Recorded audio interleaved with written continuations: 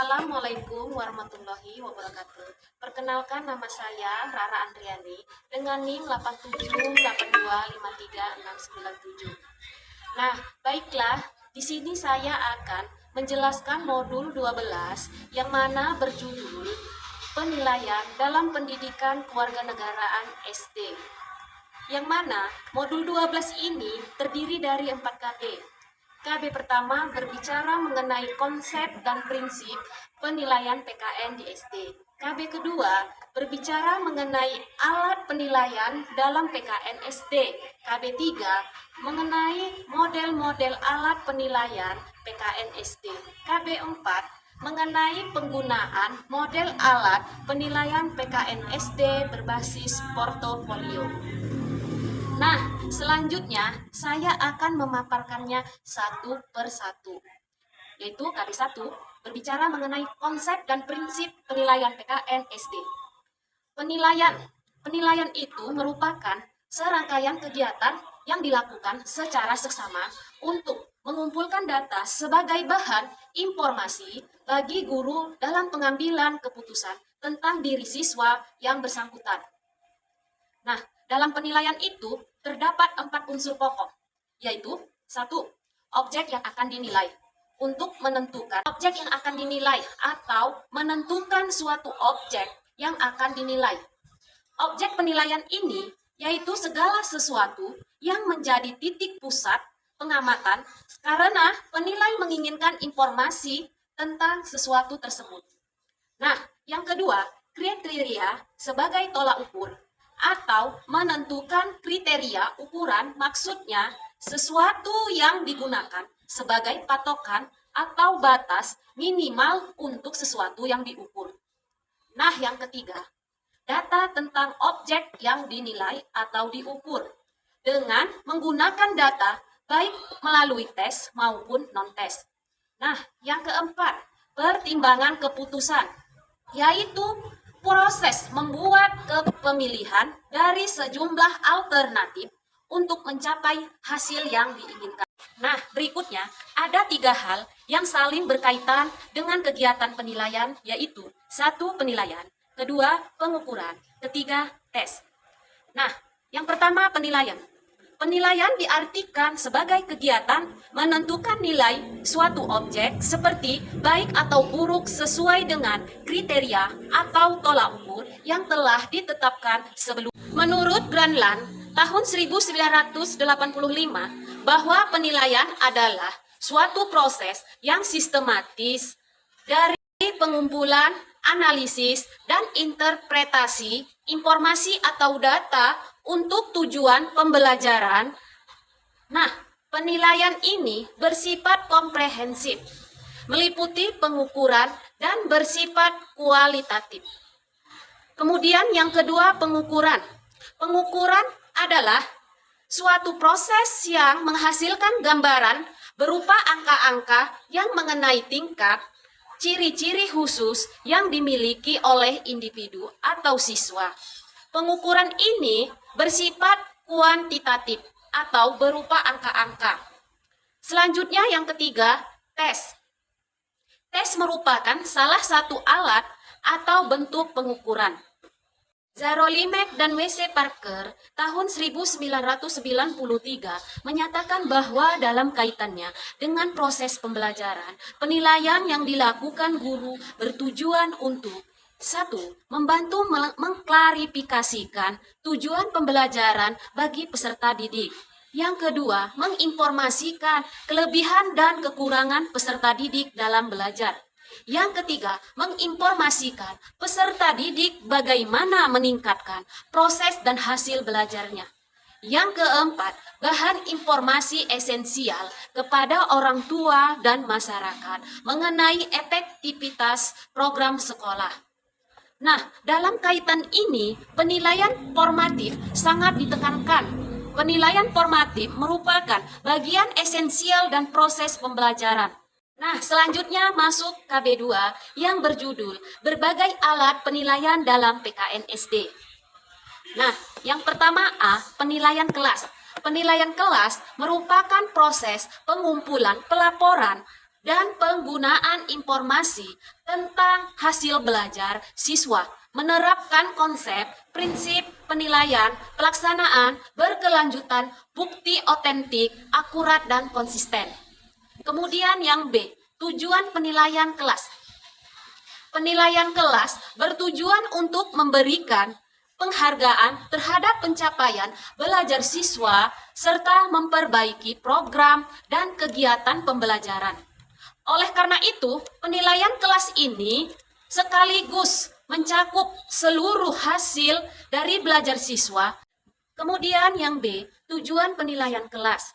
Penilaian kelas bertujuan untuk memberikan penghargaan terhadap pencapaian belajar siswa serta memperbaiki program dan kegiatan pembelajaran. Oleh karena itu, penilaian kelas ini sangat menekankan pencapaian hasil dari belajar siswa sekaligus mencakup seluruh proses mengajar dan belajar yang menilai karakteristik siswa, metode mengajar dan belajar, pencapaian kurikulum, alat dan bahan belajar, serta administrasi sekolah. Selanjutnya, C. Prinsip-prinsip penilaian kelas. Apa saja itu prinsip-prinsip penilaian kelas? Yang pertama harus sah atau valid. Maksudnya di sini penilaian kelas harus mengukur apa yang seharusnya diukur dengan menggunakan alat yang dapat dipercaya, tepat, dan sahih. Yang kedua, mendidik.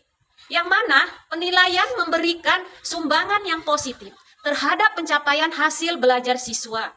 Yang ketiga, berorientasi pada kompetensi. Yang mana penilaian harus menilai pencapaian kompetensi dasar yang dimaksud dalam kurikulum. Kemudian yang keempat, adil dan objektif. Yang mana penilaian harus adil terhadap semua siswa dan tidak membeda-bedakan latar belakang siswa yang tidak berkaitan dengan pencapaian hasil belajar. Kemudian yang kelima, terbuka. Terbuka, yang mana kriteria penilaian hendaknya terbuka bagi berbagai kalangan sehingga keputusan tentang keberhasilan siswa jelas bagi pihak yang berkepentingan. Keenam, berkesinambungan, yang mana penilaian dilakukan secara berencana, bertahap, teratur, dan terus-menerus. Yang ketujuh, menyeluruh, yang mana meliputi aspek pengetahuan, sikap, dan nilai serta keterampilan. Yang kedelapan, bermakna. Maksudnya mencerminkan gambaran utuh tentang prestasi siswa. Nah, penilaian dalam konteks kurikulum berbasis kompetensi dilakukan menilai penilaian berbasis kelas, yang mana penilaian berbasis kelas ini meliputi 3 ranah, yaitu kognitif, kemudian afektif, dan psikomotor. Apa itu kognitif? Kognitif itu merupakan perilaku yang menekankan pada intelektual, seperti pengetahuan, keterampilan berpikir. Nah, afektif itu yang dimaksud yang lebih menekankan pada aspek perasaan seperti minat dan sikap. Sedangkan psikomotor lebih menekankan pada keterampilan motorik. Nah, selanjutnya teknik pengumpulan informasi. Yang pertama, tes tertulis. Penilaian bentuk tertulis dilakukan untuk mengukur hasil belajar yang bersifat kompleks. Adapun 2 jenis tes tertulis, yaitu 1. Tes tertulis uraian dan tes tertulis objektif.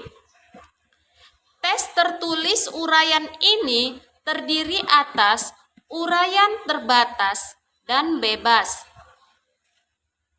Menurut Nitko tahun 1996 mengatakan bahwa tes uraian terbatas dipergunakan untuk menilai hasil belajar kompleks yang berupa kemampuan menjelaskan hubungan sebab akibat, mengajarkan argumentasi yang relevan, merumuskan hipotesis dengan tepat, melukiskan keterbatasan data, merumuskan kesimpulan, dan lain-lain.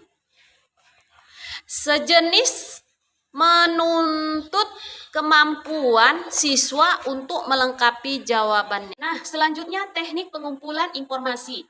Yang pertama, tes tertulis. Penilaian bentuk tertulis dilakukan mengukur hasil belajar yang bersifat kompleks. Ada dua jenis tes tertulis, yaitu tes tertulis uraian dan tes tertulis objektif.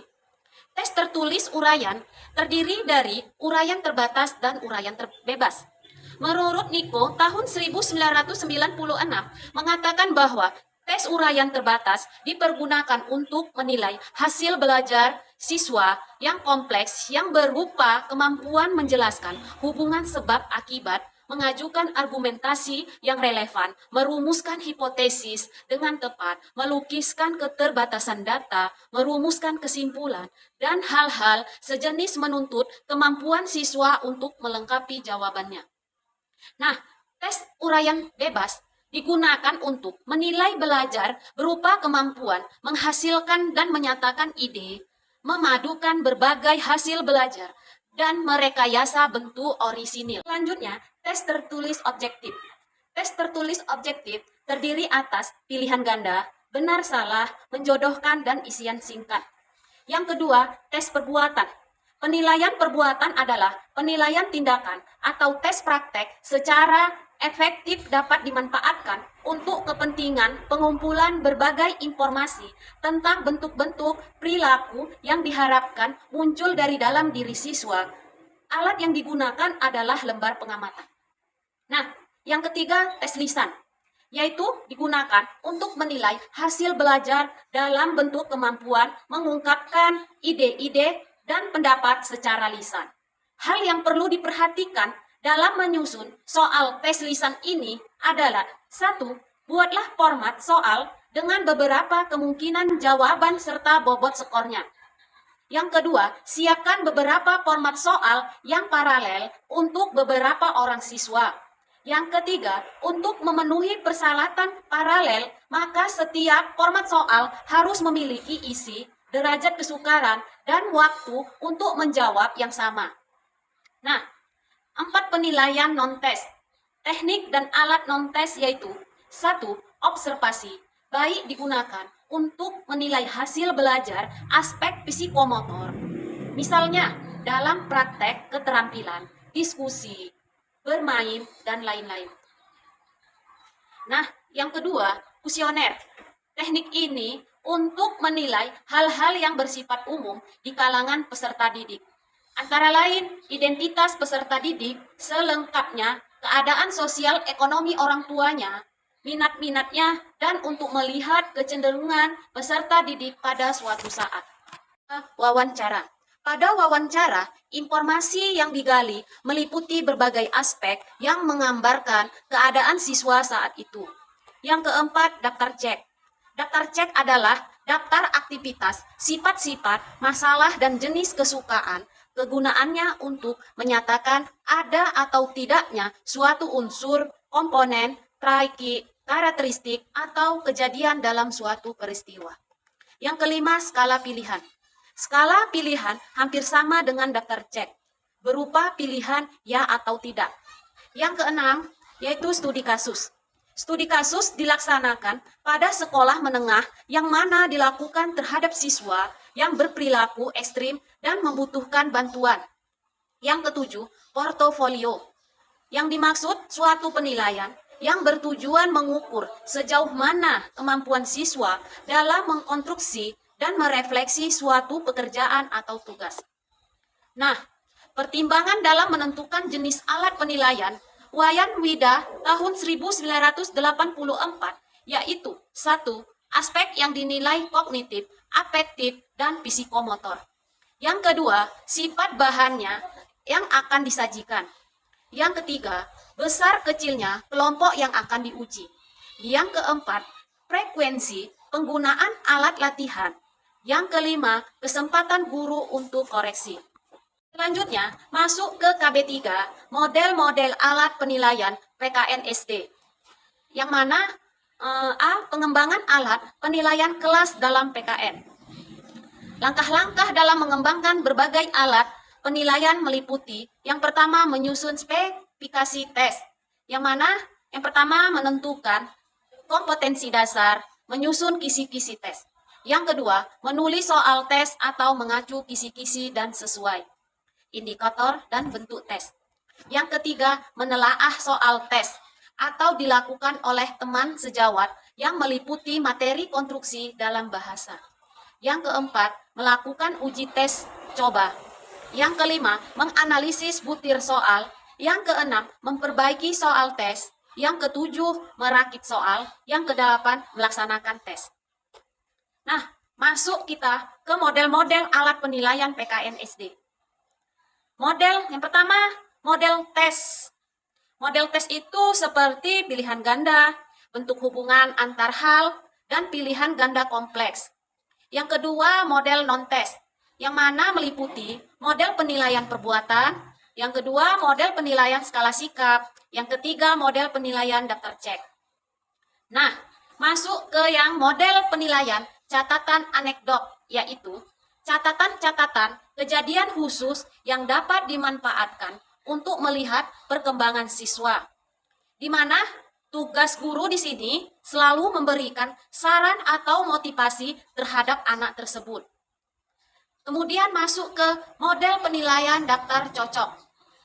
Model penilaian daftar cocok yaitu suatu daftar yang berisi pokok penilaian singkat tetap jelas.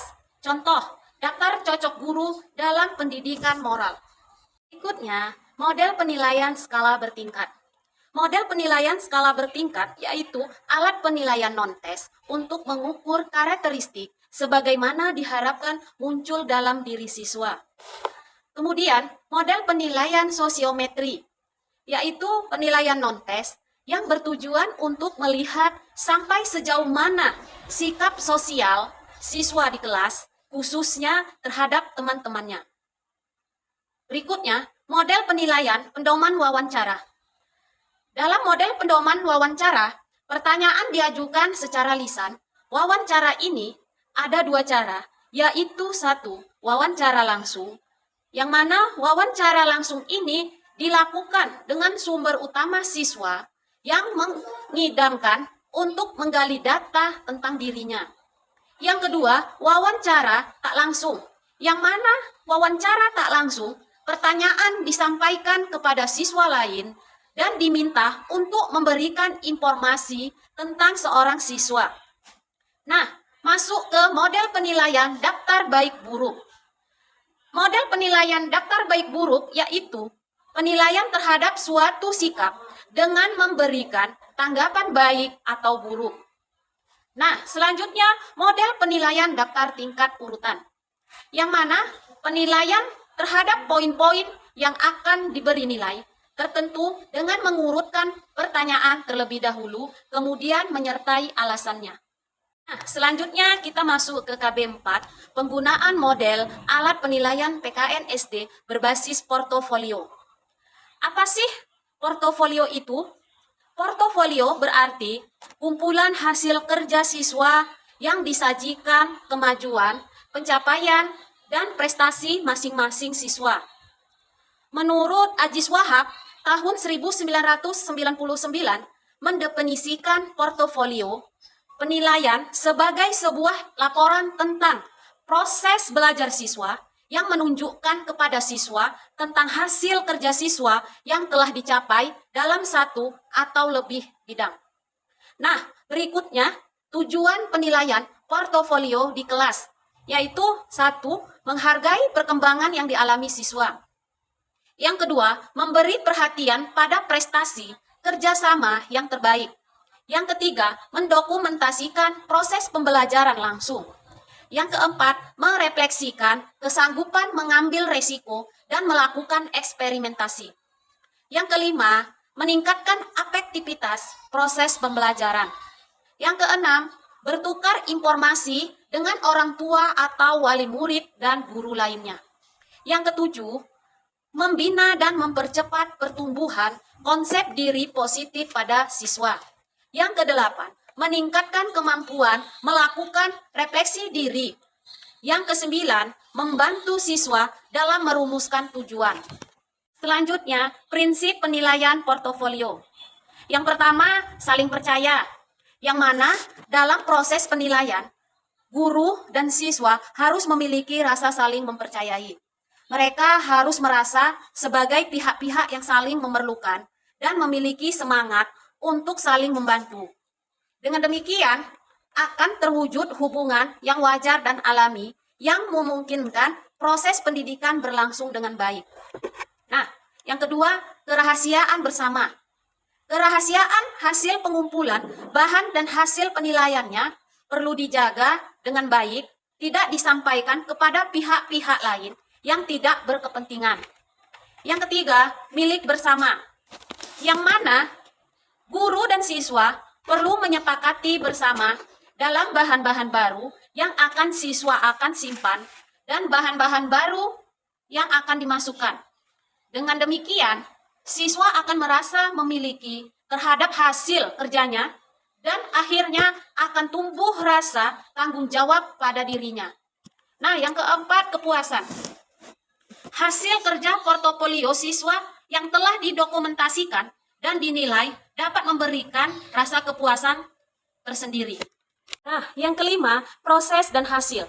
Penilaian yang dilakukan seorang guru bukan hanya melihat hasil, akan tetapi proses penyusunan portofolio menjadi titik perhatian guru dalam melakukan penilaian tersebut. Berikutnya masuk ke karakteristik penilaian portofolio. Yang pertama, multisumber, yang mana siswa dapat mengambil dari berbagai sumber, baik dari hasil pengamatan sederhana, penelitian sederhana, ataupun jenis-jenis penugasan lainnya. Yang kedua, autentik, yang mana dikembangkan dan disusun oleh siswa tersebut. Yang ketiga, dinamis, yang mana terus berkembang dan dikembangkan. Yang keempat, eksplisit, adanya kejelasan yang ditugaskan kepada siswa.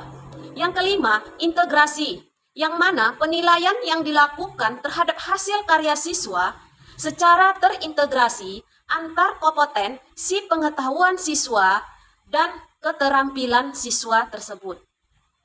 Yang keenam, kepemilikan, yang mana telah dihasilkan siswa dalam bentuk artefak-artefak mempunyai nilai kepemilikan yang sah dan beragam, memungkinkan bisa menjadi hak paten. Yang ketujuh, beragam tujuan, yang mana dihasilkan dapat mencapai target tujuan seperti dalam aspek kognitif, afektif, maupun psikomotor. Nah, berikutnya, kelebihan dan kekurangan portofolio sebagai alat penilaian. Kelebihannya apa aja itu? Yang pertama, memungkinkan pendidik mengakses kemampuan siswa untuk membuat, menulis, menghasilkan berbagai tipe tugas akademik. Yang kedua, memungkinkan pendidik menilai keterampilan atau kecakapan siswa. Nah, yang ketiga, mendorong kolaborasi antara peserta didik dengan pendidik, antara peserta didik dengan peserta didik lainnya. Yang keempat, memungkinkan pendidik mengintervensi proses dan menentukan di mana pendidik tersebut perlu membantu. Nah, yang kelima, mampu merefleksikan perubahan penting dalam proses kemampuan intelektual siswa. Yang keenam, menunjukkan prestasi akademik. Berikutnya, kekurangan portofolio sebagai alat penilaian, yaitu 1. Memerlukan waktu relatif lama. Yang kedua, pendidik harus tekun, sabar, dan terampil. Yang ketiga, tidak ada kriteria yang standar. Yang berikutnya, untuk melaksanakan penilaian portofolio, pertimbangan yang harus dilakukan guru, yaitu 1. Hargai kepemilikan siswa terhadap hasil dia. Yang kedua, peserta didik dan pendidik saling berkolaborasi. Yang ketiga, undanglah orang tua untuk terlibat dalam proses portofolio. Yang keempat, upayakan ada kegiatan diskusi. Yang kelima, berdiskusilah unsur-unsur lain. Yang keenam, peserta didik dibantu dalam pertunjukan peserta didik tersebut. Yang ketujuh, meminta alasan peserta didik tentang pemilihan karya tersebut. Dan yang kedelapan, memperbaharui portofolio secara berkala. Sekian dan terima kasih hasil penjelasan saya modul 12. Terima kasih. Assalamualaikum warahmatullahi wabarakatuh.